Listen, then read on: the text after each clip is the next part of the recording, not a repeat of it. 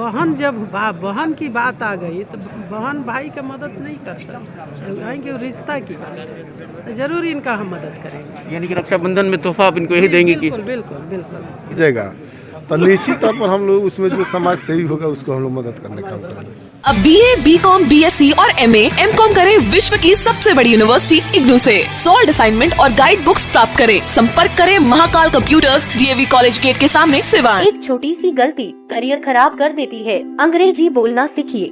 American institute of English language private limited, Siwan. हमारे यहाँ बहुत सारे कोर्स कराए जाते हैं, जैसे fire and safety, yoga teacher training, nursery teacher training और BA, MA, BCom और भी कोर्सेज अवेलेबल हैं। और अधिक जानकारी के लिए संपर्क करें American institute of English language private limited, Ramraj mod, near Hanuman tea shop, Siwan.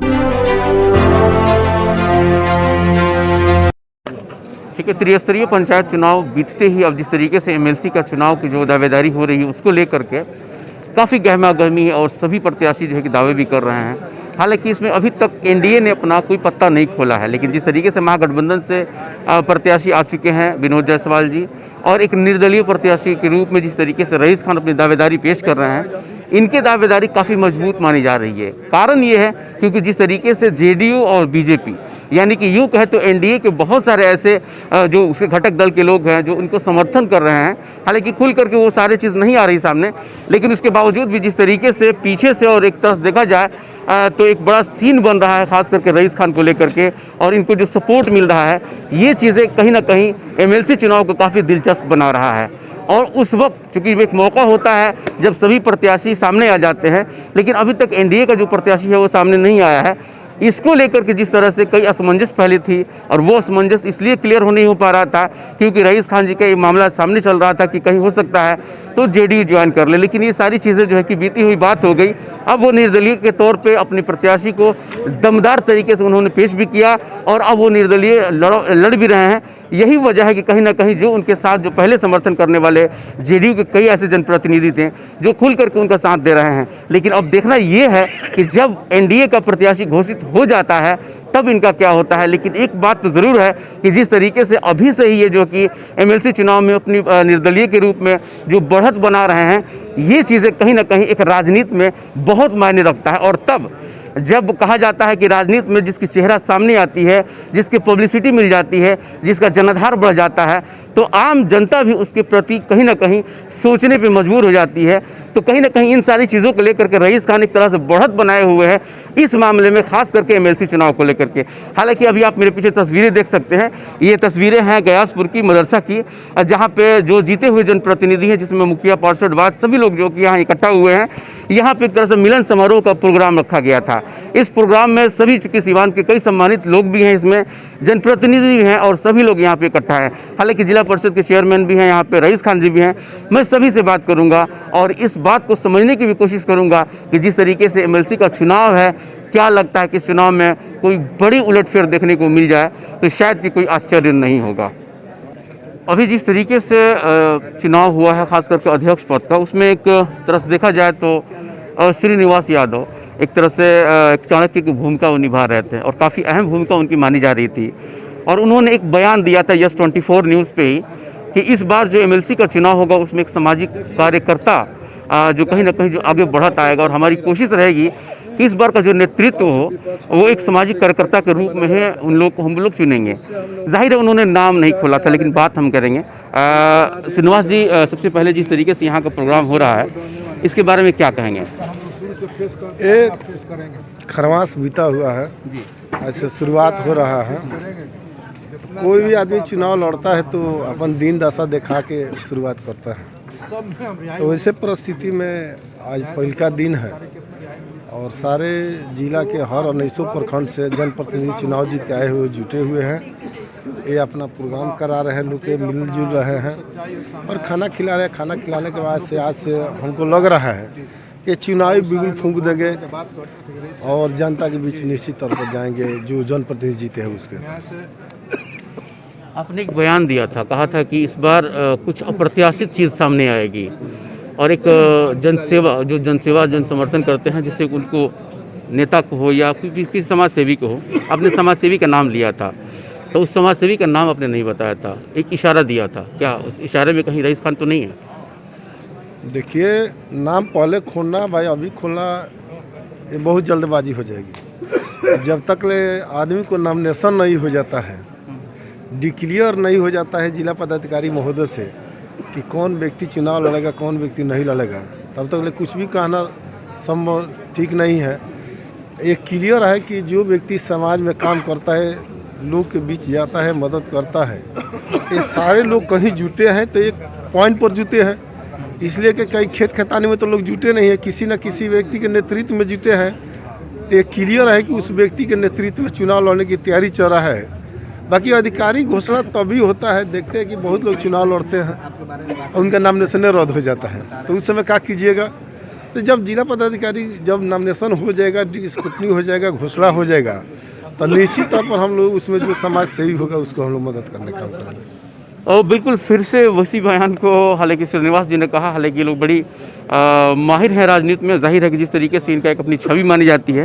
हालांकि मेरे साथ संगीता मैडम भी हैं, मैं उनसे भी बात करूंगा। सबसे पहले मैडम, जिस तरीके से यहाँ आप लोग आई हुई हैं, इसका मकसद क्या है और क्या प्रोग्राम हो रहा है? जी, आपके चैनल के माध्यम से मैं बताना चाहती हूँ कि यहाँ हम लोग उपस्थित हुए, हमारे सारे जनप्रतिनिधि उपस्थित हैं और मैं इन लोगों को धन्यवाद देती हूँ और यही इन लोगों से आशा रखती हूँ कि जिस काम के लिए आप लोग आए हैं उसमें आप लोग बढ़ चढ़ के हिस्सा लीजिए। यही मेरा आप लोगों के साथ शुभकामना रहेगी। अच्छा मैडम, जिस तरीके से आपको भी समर्थन मिला है, सभी का समर्थन मिला था, उसमें कोई पार्टी बैंडिंग नहीं थी, सभी लोगों ने आपको समर्थन दिया। इस बार चूंकि रईस खान निर्दलीय प्रत्याशी हैं और आप लोग चूंकि एनडीए का समर्थन मानी जाती हैं, तो इस बार क्या लग रहा है कि एनडीए के लोग जो है कि कहीं ना कहीं आपस में मतलब बढ़ गए हैं, कोई कैंडिडेट नहीं आया है, या फिर सभी लोग जो है कि रईस खान को समर्थन कर रहे हैं? क्या कुछ इसमें नज़र आ रहा है, ज़रा बताइए। देखिए, मुझे तो यही समझ में आ रहा है कि जो इनका लोकप्रिय है और ये मुझे बहन मान लिए हैं, उसके नाते हम इनके पास आए हुए हैं इस कार्यक्रम में। हाँ, चूँकि पहले दिन जैसे इन्होंने कहा कि मेरी बहन जीती हुई है, जाहिर है कि सारे समीकरणों को तोड़ करके आप लोगों ने समर्थन भी किया। इस बार क्या लग रहा है कि आप खुल करके इनको समर्थन करेंगे? अगर पार्टी एनडीए को टिकट देती है तब भी इनको समर्थन मिलेगा क्या आप लोगों का? आप बहन, जब बहन की बात आ गई तो बहन भाई का मदद नहीं कर सकते, कि रिश्ता की बात है, जरूर इनका हम मदद करेंगे। यानी कि रक्षाबंधन में तोहफा आप इनको यही देंगे कि बिल्कुल बिल्कुल बिल्कुल इस बार एमएलसी का मतलब? जी बिल्कुल बिल्कुल, यही मेरा तोहफा रहेगा। बिल्कुल, ये बहुत ही महत्वपूर्ण बात जिस तरीके से संगीता मैडम ने कहा कि जिस तरीके से रईस खान ने मुझे बहन माना है और जो राखी बांधा है उस राखी का मैं उनका यही करूंगी कि कम से कम मैं चाहती हूँ कि वो सिवान का नेतृत्व करे, खास करके एमएलसी के रूप में। मेरे साथ दिलीप यादव भी हैं, चूँकि मुखिया हैं ये, मैं उनसे भी बात करूँगा। क्या कहेंगे मुखिया जी आप लोग? जी, सबसे पहले मैं आपके चैनल के माध्यम से सभी सिवान वासियों को, जिला वासियों को मैं अपने धन्यवाद बोलता हूँ और मैं यही कहूँगा कि हमारे बीच में नई चेहरा उभर कर आए हैं रईस भैया, इनको मदद करेंगे हम लोग और इनको चुनाव जिताकर सिवान का एमएलसी बनाएंगे। बिल्कुल। सर, आपसे एक बात हो रही थी अभी, अपने मीडिया को जो संबोधित कर रहे थे, उसमें एक सवाल आया, एनडीए का मामला आया। उसमें ये पूछा गया कि अगर एनडीए अपना प्रत्याशी दे देती है तो क्या उस वक्त भी आप लोग महागठबंधन के, यानी कि जो आप लोग गठबंधन है एनडीए का, उस वक्त भी आप लोग रईस खान को समर्थन करेंगे? तो आपने उसको क्लियर जवाब नहीं दिया। क्या लग रहा है कि सच बात है कि आप लोग क्या खुल करके आप सामने आ गए हैं क्या रईस खान के सामने? क्लियर जवाब तो आप शायद सुना नहीं, हम दिया उस समय भी। इसमें एनडीए यूपीए का कोई सवाल ही नहीं है, क्योंकि इंडिपेंडेंट आधार पर लोकल बॉडी का चुनाव होता है जी, तो सारे लोग स्वतंत्र हैं लड़ने के लिए और वोट देने के लिए। दोनों उम्मीदवार भी स्वतंत्र, ऐसा नहीं है कि जो उम्मीदवार वही होगा जो किसी न किसी पद पर जीता होगा, ऐसा भी बात नहीं है। जो नहीं जीता है वही ज़्यादा लोग उम्मीदवार होते हैं, तो इंडिपेंडेंट है। इसमें सारे लोग स्वतंत्र हैं कि किसको वोट देंगे। तो ठीक उसी तरह रईस खान जी इस एमएलसी चुनाव में मन बना लिए हैं, तन मन से एकदम जनता साथ हैं, वोटर साथ हैं कि हम सिवान से चुनाव लड़ने जा रहे हैं।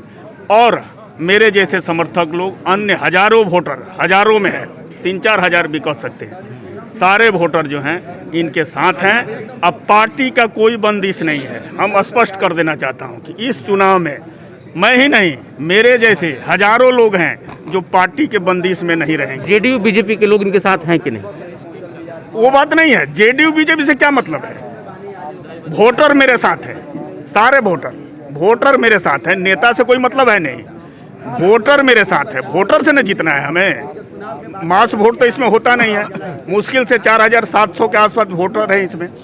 कौन एमएलए है जो चाहे किसी पद पर है, वो तो वोटर है। जैसे कि राजद ने अपना 12 टिकट अभी क्लियर किया है, सिवान का भी उसमें आ गया है, जायसवाल जी का आ गया है। एनडीए का अभी तक कोई प्रत्याशी सामने नहीं आया है। अभी आप कह रहे हैं कि ये जो है कि दलगत भावना से अलग होता है, तो ये दो भाषी बात है इसमें हो रहा है सर। जब दलगत में नहीं हो रहा तो फिर एनडीए का प्रत्याशी कैसे हो रहा है, यूपीए का प्रत्याशी कैसे हो रहा है, और ये निर्दलीय लड़ रहे हैं? वो मनगढ़ंत वाक्य है। वो इसको चुनाव आयोग मान्यता नहीं देता है, कभी नहीं देता है। आप जान लीजिएगा, अगर केस किया जाए तो सारे लोगों पर केस हो जाएगा। पार्टियों पर जो कहती है कि हमारे हैं, केस हो जाएगा। चुनाव आयोग का ऐसा फरमान आया है, हमने पढ़ा है। कहना ही गलत है, चूँकि जो बड़ी पार्टियां हैं या क्षेत्रीय पार्टियां हैं, वो वोटरों को लुभाने के लिए कह रही है कि हमारी बिहार में सरकार है, पोलराइज करने की। हाँ, पोलराइज करें। चाहे मैं विरोध में हूँ, यह करने के लिए चुनाव आयोग के संज्ञान में जो ही ये बात आएगा तो उन लोगों पर कार्रवाई हो जाएगी, वोटर पर नहीं होगी। ऐसे कहने वाले नेताओं पर कार्रवाई होगी।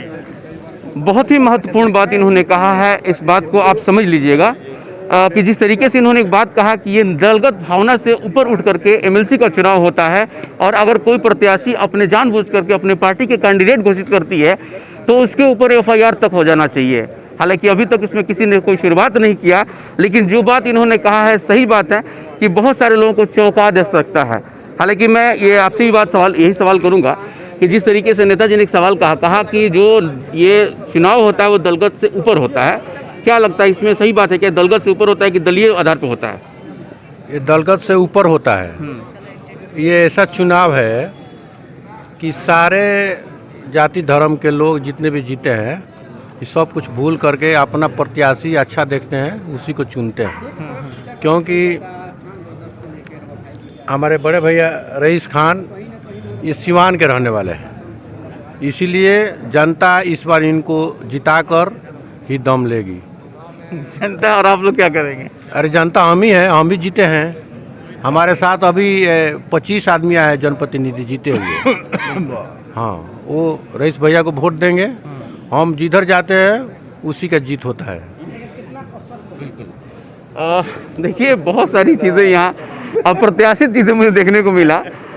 अभी चूंकि उत्तर प्रदेश का चुनाव चल रहा है, उसमें मौर्य जी ने कहा है कि जिस पार्टी को मैं छोड़ देता हूँ उस पार्टी का निस्तनाबूद हो जाता है, और मुखिया जी ये बात कह रहे हैं कि मैं जिधर चला जाता हूँ वो जीत जाता है। जाहिर है कि जिस तरीके से और जिस संभावनाओं को लेकर के रईस खान जी की तरफ अभी सभी लोग देख रहे हैं, खास करके जनप्रतिनिधि देख रहे हैं, तो जाहिर है कि सिवान में अगर एक नई चेहरा देखने को मिल जाए तो शायद इसमें किसी को आश्चर्य नहीं होगा। लेकिन उसके बावजूद भी सियासत है, आखिर तक एक दाव चली जाती है।